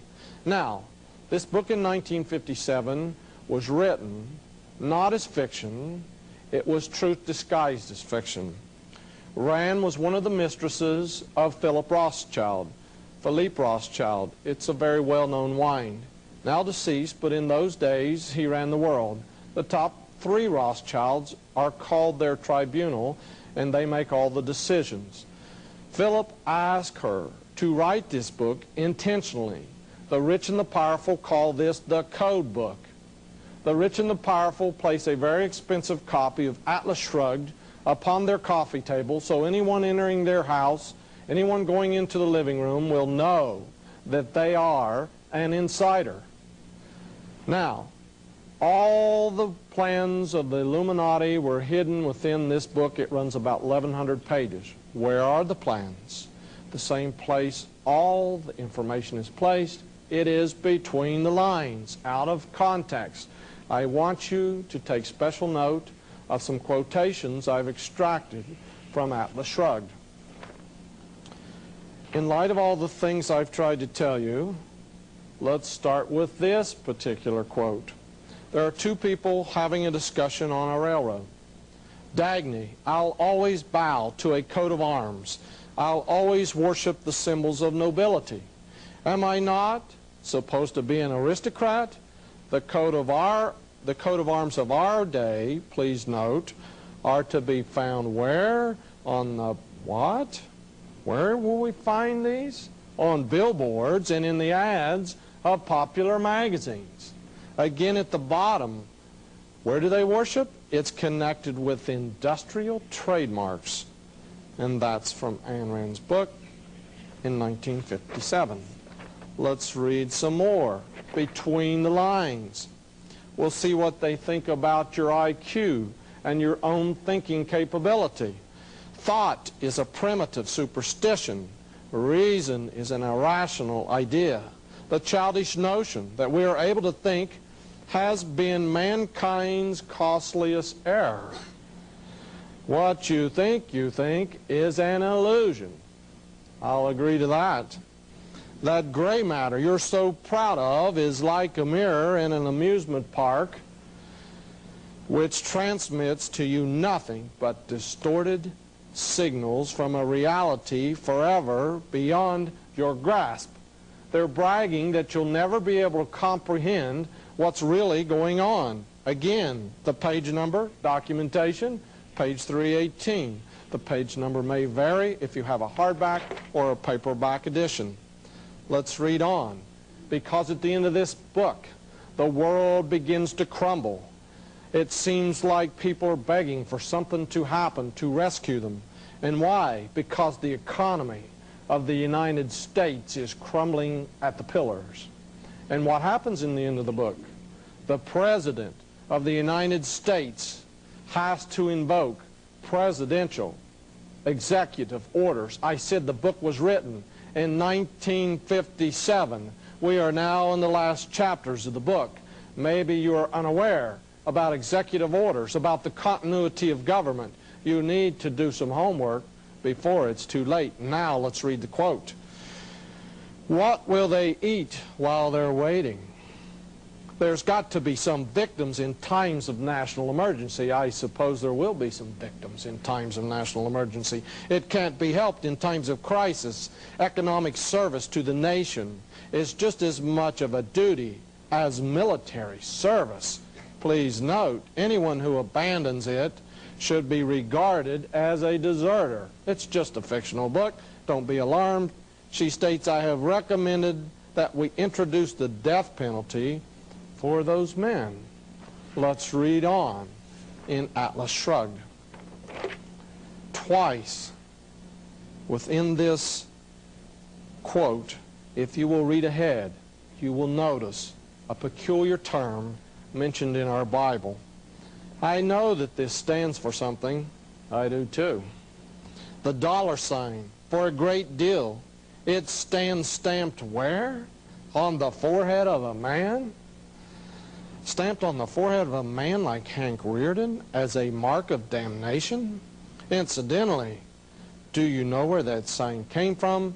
It stands for the initials of the United States. Do you know that the United States is the only country in history that has ever used its own monogram as a symbol of depravity? Ask yourself why. Ask yourself how long a country that did that could hope to exist, and whose moral standards have destroyed it. Read on, because again, it mentions this curious statement, a mark in the forehead. At the bottom it says we choose to wear the sign of the dollar on our foreheads proudly as our badge of nobility. I don't think I'm going to wear anything on my forehead. The production of airplanes had been declared temporarily suspended. Air travel for private purposes had been forbidden. You're free to travel today. Don't take that freedom for granted. An enlightened citizenry should abandon the superstitious worship of logic and the outmoded reliance on reason, just as laymen leave medicine to doctors and electronics to engineers. So people who are not qualified to think should have all the thinking. Where are they going to leave the thinking to? To the experts. I'm sorry. I enjoy doing my own thinking, and I don't like the experts to tell me what to think. I seem to have a problem of thinking on my own. Notice the quote was from page 863. Again, from Atlas Shrugged. It's a great responsibility, said Eugene Lawson, to hold the decision of life or death over thousands of people, and here's that famous Illuminati word that appears on almost every page in her fictional novel, to sacrifice thousands of people, the decision of life or death over thousands of people, to sacrifice them when necessary. But we must have the courage to do it. Give us leeway to save the eastern states. That's all that's left of the country and of the whole world. The time of national peril, it is your duty to serve, to suffer, and work for the salvation of the country. And notice the repetition. You have to make certain sacrifices to the public welfare. Again, from Atlas Shrugged. If you haven't caught on yet, the plans are between the lines. In this quote, they're talking about taking extreme measures because it's a national emergency. You can't have lawlessness in the streets, but what's this about even putting critics or dissenters to death? But don't worry, it's only a release. That's what fiction is created for. On page 1024 we read, for instance, in view of the desperate shortage of food, it has been suggested that it might become necessary to issue a directive, a presidential directive, ordering that every third of all the children under the age of 10 and of all adults over the age of 60 be put to death to secure the survival of the rest. I don't find that interesting, even in a fictional novel. The plans were set in motion in 1957 in this code book. 40 years have gone by. You may obtain a copy at your local library. Don't go out and purchase one. Read between the lines, and you can find out what they're planning. At the end of the book, a man named John Galt has gathered together the brains of the world. They've gone to a retreat to let the world crumble around them. They know that the world will beg them to return and rebuild society. And they go to a retreat in the mountains of Colorado. But no one can find them because they have inventors and they know how to project pictures so that anyone who even flies close to their retreat will only see a picture projected into the sky. I have a friend who got a call in Wyoming, the state above Colorado. They said, Dave, you better get in your plane. You better drive down and check out this mountain in Colorado. There's some strange goings-on the top of this mountain. So he jumped into his plane. He flew down to Colorado. He noted there were tractor-trailer trucks circling and winding around the little road heading up this mountain. He kept the plane just circling the mountain and watching. He'd go around the mountain and come back. The tractor-trailer trucks were driving up the mountain, and all of a sudden they drove right into the mountain, right through the rocks and the trees and the ground, and he found out it was a holographic projection protecting the tractor-trailer trucks driving into the top of this mountain. Yes, there were some good patriot generals in the United States that heard about this. I had access to a private teleconference where a dozen of them were trying to decide whether there was any hope left, whether there's any chance to stop the New World Order. One of them made the comment, it sounds like Atlas Shrugged. By the way, their conclusion was this handful of good, godly, patriot military men, they said, we think it's too late to stop them. They have too much money and too much power.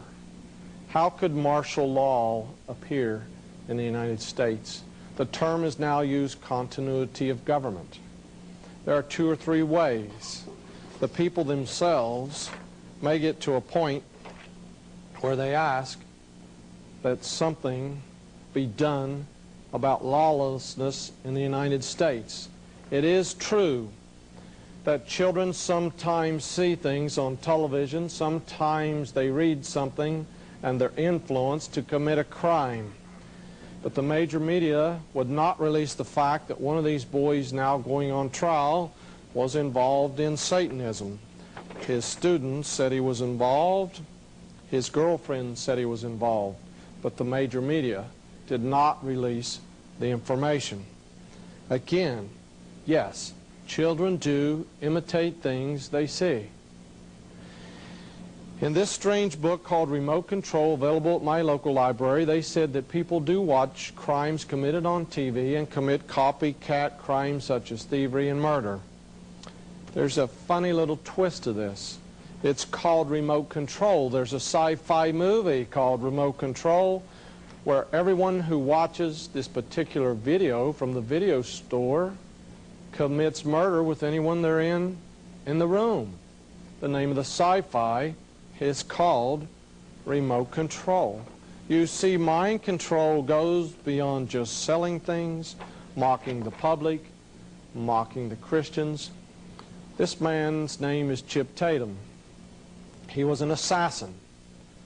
I won't say for what group. For a professional government agency. He was known as a Black Ops helicopter operator. He could fly into any country in the world underneath radar. He worked for 25 years at his trade. I made friends with him just to find out the inner workings on how mind control works in high places. He told me they have drugs. I will not name those drugs. I know what they're called, but we don't need to let that out. He said they have drugs where they can compromise anyone in the world. He said within 2 months after the G7 meets, they will get their papers telling who to assassinate or who to compromise in the world. He worked at this for 25 years. It was kept totally secret even from his wife.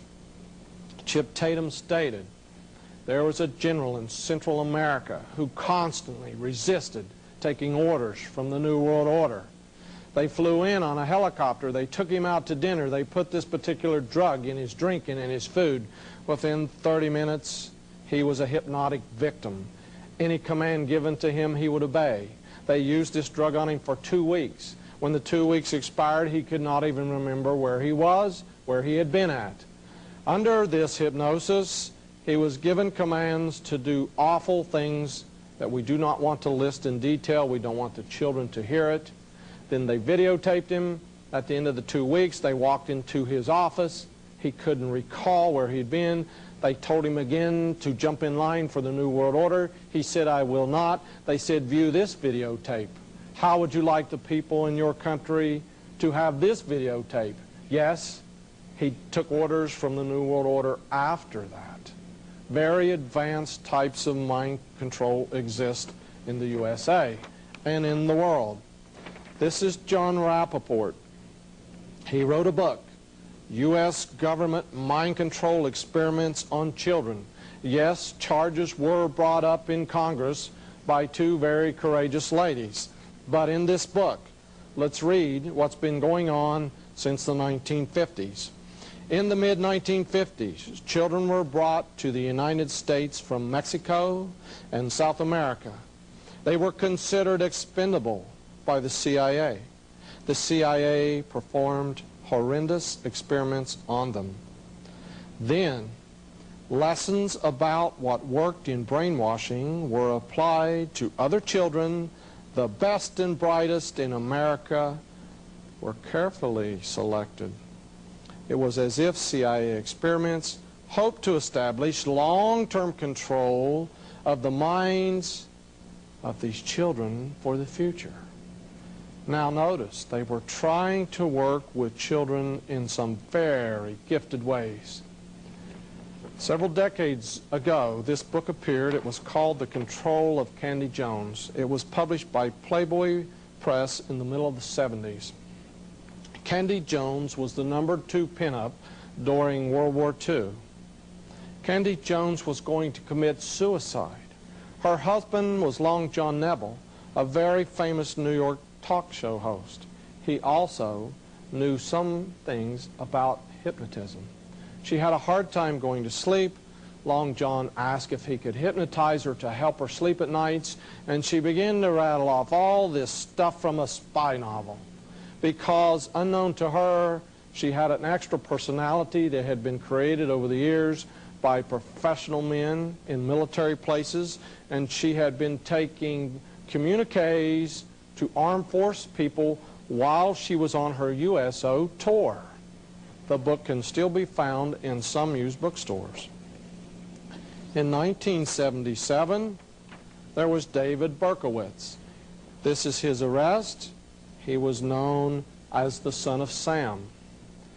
Now, David Berkowitz took the fall. He would not say that anyone else was involved in these murders in New York in the 70s. New York got so tense, women would cut their long hair, thinking that the Son of Sam enjoyed shooting women with long hair. All of New York was in terror until David Berkowitz was arrested. Let's look in his apartment. There was a hole on the wall, and he made a cartoon because the hole in the wall looked like a face. He says, "Hi, my name is Mr. Williams, and I live in this hole. I have several children who I'm turning into killers. Wait till they grow up." What could he have meant? That they were turning children into killers. Later there was research. Later men did some great research, and they figured out that David Berkowitz had to be working with other people. They contacted him in prison. They kept asking him. They kept interviewing him until he admitted, yes, he was working with Satanists. Let's see what he said in Maury Terry's great book, The Ultimate Evil.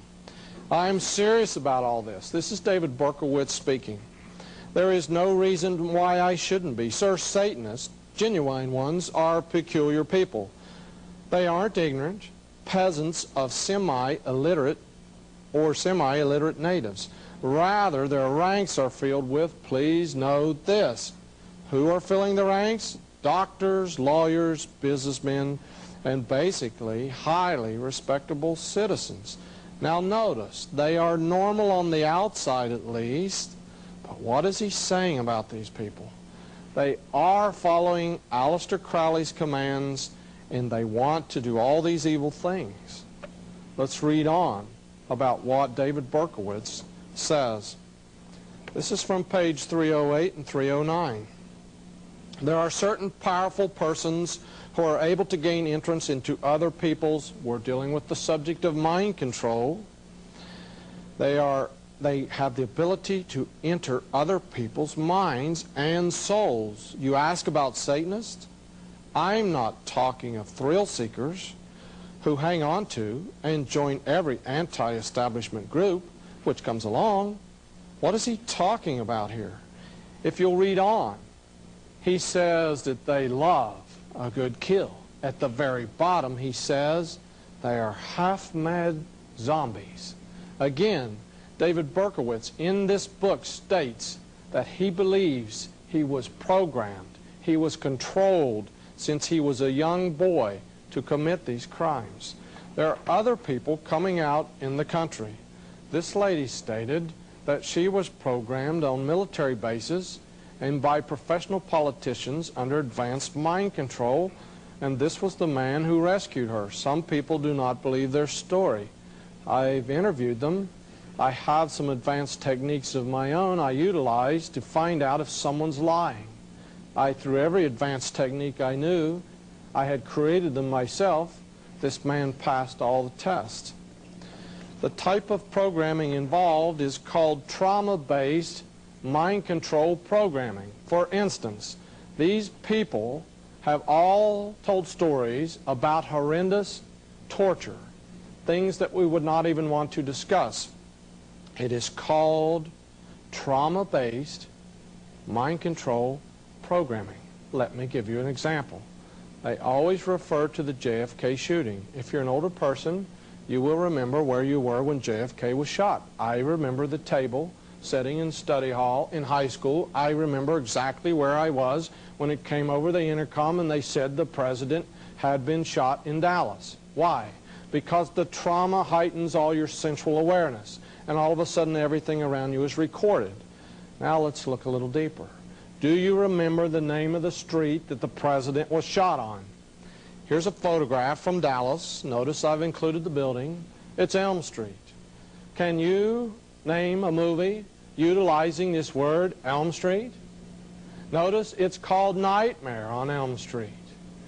And the actor who starred in Nightmare on Elm Street, now deceased, stated, I have the articles in my file, that his mask was based on the face of Lee Harvey Oswald. Again, in one of the movies, this killer is standing across the swimming pool from teenagers and he says, you are all my children. And they are his children because they were all trauma-based programmed when JFK was shot, because what great, powerful group could kill a president and get away with it? Now do you understand how it works? You could program a whole generation by just blowing up a building with children in it. And they would all be programmed with the same storyline that would appear in the twin news magazines of that week. That's how you program a generation. Again, let's look. Here's a book, very hard to find. It's called Starshine. It's a novel. It had to be a novel. This is a pseudonym. Her name is Bryce Taylor. Bryce Taylor is a friend of mine. I've talked to her. I cannot relate all the things she told me about who does the programming, who does the abusing. You say, well, it's just a novel. How do we know it's true? She was on an airplane one day, and a certain man in an intelligence agency sat down beside her, pulled out photographs of her children. He said, Bryce, you may speak about mind control as you travel, but do not name names. Don't tell who your handler was. Don't name the congressman. Don't name officials. Don't name kings and queens in Europe. So she wrote this book as a fictional novel. It is called Starshine. I want you to read carefully what she says on chapter 41. Chapter 41 is entitled 1999, a plot to create anarchy in the U.S. Remember, it's just fiction, but they would not allow her to publish the book if she demanded that it was stated on the cover of this book that it was the truth. Let's read. These are fictional people.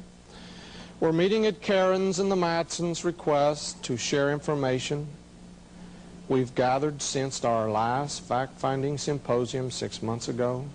Each of us agreed to interview therapists, social workers, police officers, and ministers in our states to determine how many children and teenagers have surfaced with symptoms of 1999 programming, because it is the truth. It is a fact. We're going to get more documentation in just a moment from another author.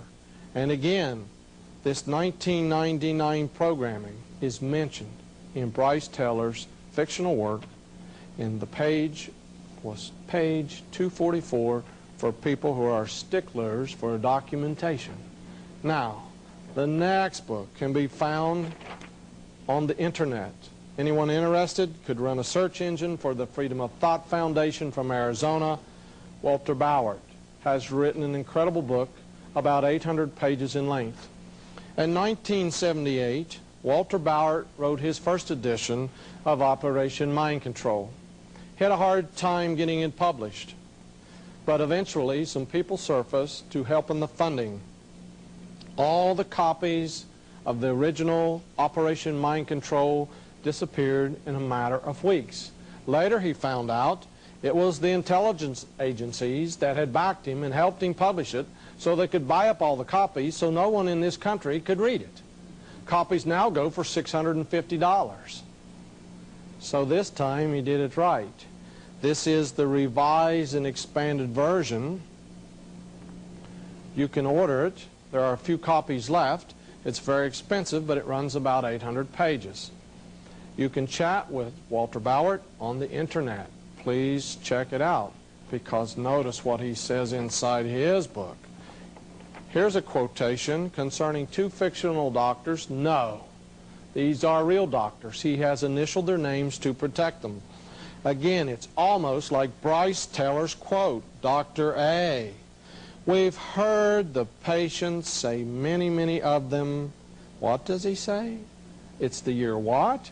It's the year 1999, and again we're discussing programming. We're discussing programming where violence is to be committed, escalating up to that year. Now why? Why are so many children committing murders in classrooms of parents? Could there possibly be a connection? Now, I'm going to go to a subject that for a few moments will seem to be unrelated. But if you will look closely, we're going to tie them together at the last minute. In Walter's book, he states that these people are programmed according to the Greek language. He says that alphas appear to be sexually programmed. I mean, they're betas, they're deltas. Notice he says that deltas are programmed to be killers. There's thetas, they're psyche killers. This is from interviews conducted by psychologists, professional deprogrammers, and therapists. All the information was pulled together. But again, he states that they're using Greek letters to do the programming. At the bottom, again, he mentions another letter from the Greek alphabet. For example, he states that omega programming is a program built into these mind-controlled victims where if anyone tries to interview them, any professional therapist tries to help them, they commit suicide because they're programmed with omega programming. So apparently more than just the doctors understand the Greek language. I won't leave this one up too long lest you figure it out. It's very fuzzy. It's a neon sign in the window in Washington, D.C. It's a Greek letter. When I went down the street, I saw the Greek letter. My photographer was in the car. It was Christmas time. I said, jump out and get me a photograph. There was no place to park. He said, why? I said, it's a homosexual shop. He said, how do you know? Because they always use this particular Greek letter. It's a secret form of communication. He said, Al, sometimes I worry about you. Till he went inside and he took a good look.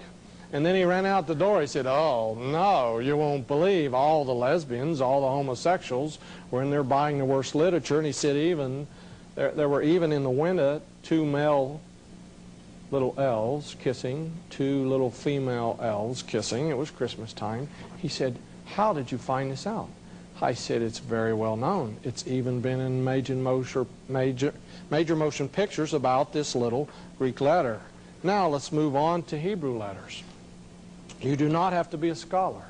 You do not have to attend some theological seminary to find out that Hebrew letters are involved in magic and witchcraft at the deepest levels. Here's a quote again from Walter Ballard in his book.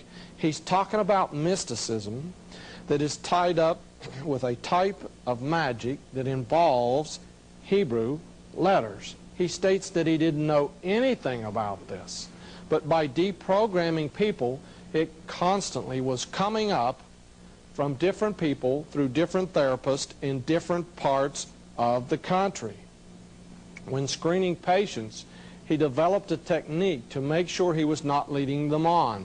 He very carefully used phrases so that these people would have to come up with this information on their own.